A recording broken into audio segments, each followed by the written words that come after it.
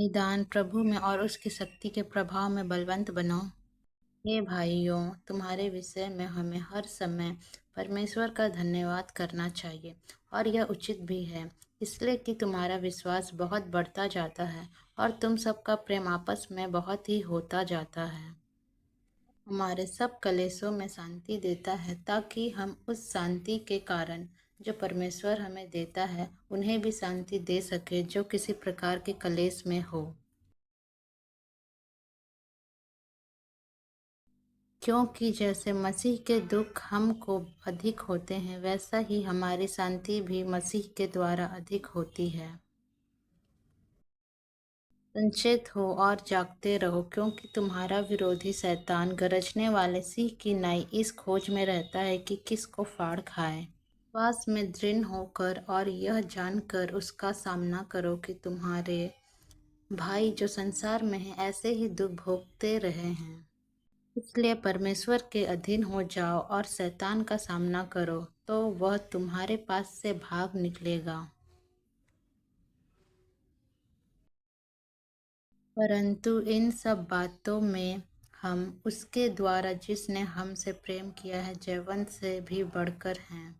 क्योंकि मैं निश्चय जानता हूँ कि ना मृत्यु, ना जीवन, ना स्वर्गदूत, ना प्रधानताएं, ना वर्तमान, ना भविष्य, ना सामर्थ, ना ऊंचाई, ना गहराई और ना कोई और सृष्टि हमें परमेश्वर के प्रेम से जो हमारे प्रभु मसीह यीशु में है अलग कर सकेगी।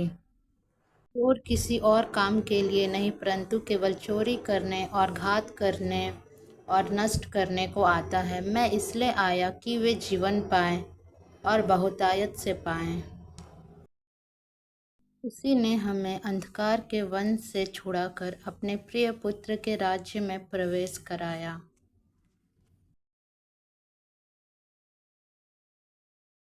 इसमें हमें छुटकारा अर्थात पापों की क्षमा प्राप्त होती है।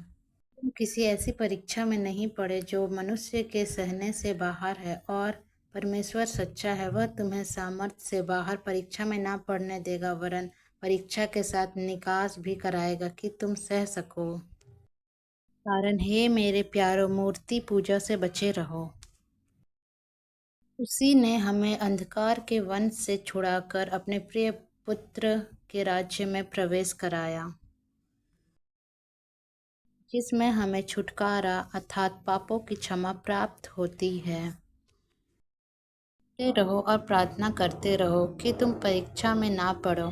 आत्मा तो तैयार है परंतु शरीर दुर्बल है। ये मेरे भाइयों, जब तुम नाना प्रकार की परीक्षाओं में पड़ो, पर धीरज को अपना पूरा काम करने दो कि तुम पूरे और सिद्ध हो जाओ और तुम में किसी बात की घटी ना रहे। परंतु प्रत्येक व्यक्ति अपनी ही अभिलाषा में खींचकर और फंसकर परीक्षा में पड़ता है।